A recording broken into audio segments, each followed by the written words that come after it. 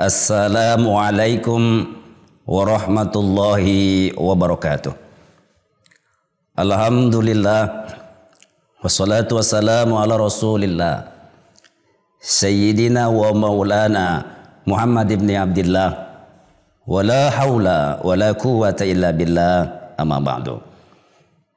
Pemirsa Midik TV dimanapun Anda berada, sebagai mana kita maklum bahwa ibadah puasa yang kita laksanakan di bulan Ramadan ini, salah satu fungsinya adalah sebagai media bagi kita untuk mengendalikan emosi ataupun amarah. Karena sejatinya ibadah puasa bukan hanya sekedar menahan lapar dan dahaga, melainkan juga harus mampu menahan emosi, amarah, ataupun hawa nafsu. Ketidakmampuan seseorang di dalam mengendalikan emosi ataupun amarahnya bukan hanya sekedar akan menghilangkan nilai atau pahala ibadah puasa yang dia laksanakan, namun lebih luas daripada itu, emosi yang tidak terkendali, amarah yang tidak terkendali akan dapat merusak hubungan sosial.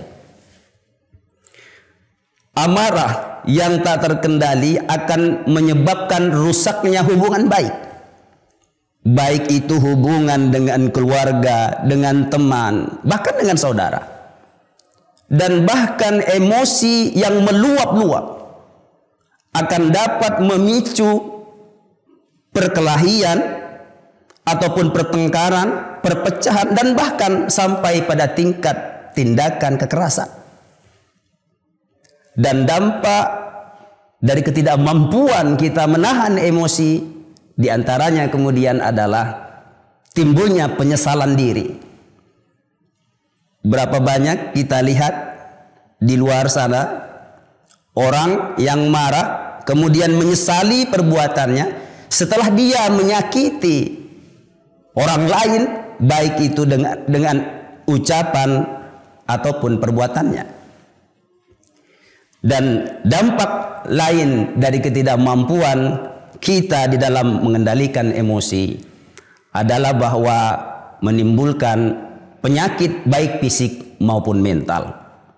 Emosi yang tidak terkendali akan menyebabkan tensi darah menjadi tinggi, sehingga kemudian menjadi stres, dapat menjadi sebab datangnya penyakit stroke dan gangguan kesehatan lainnya.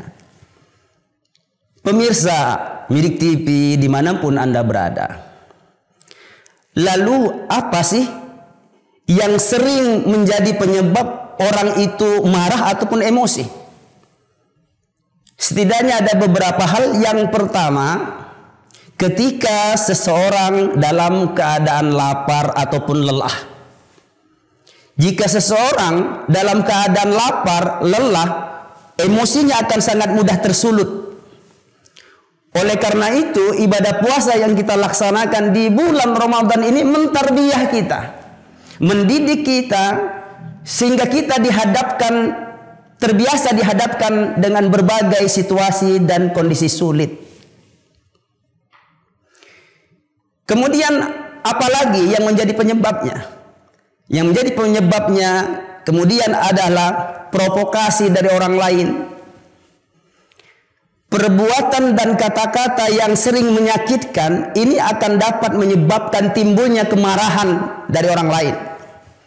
Oleh karena itu, inilah pentingnya menjaga lidah agar tidak mudah kita mengucapkan kata-kata yang menyakiti orang lain.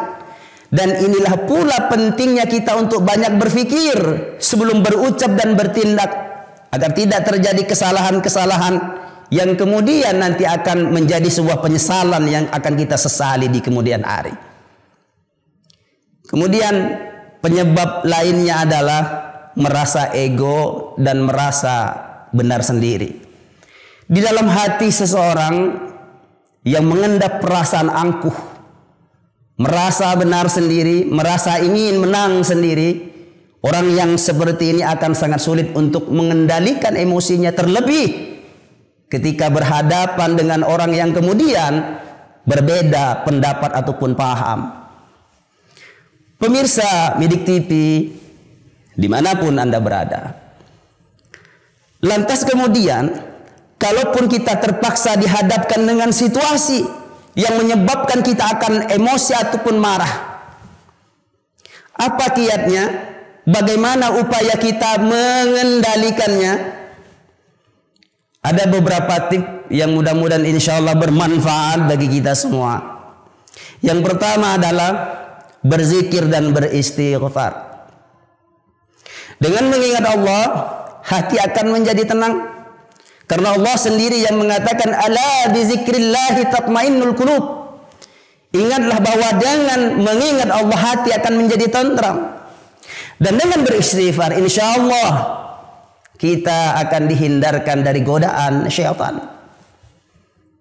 Upaya berikutnya adalah dengan mengingat dampak buruk yang ditimbulkan dari emosi ataupun amarah itu.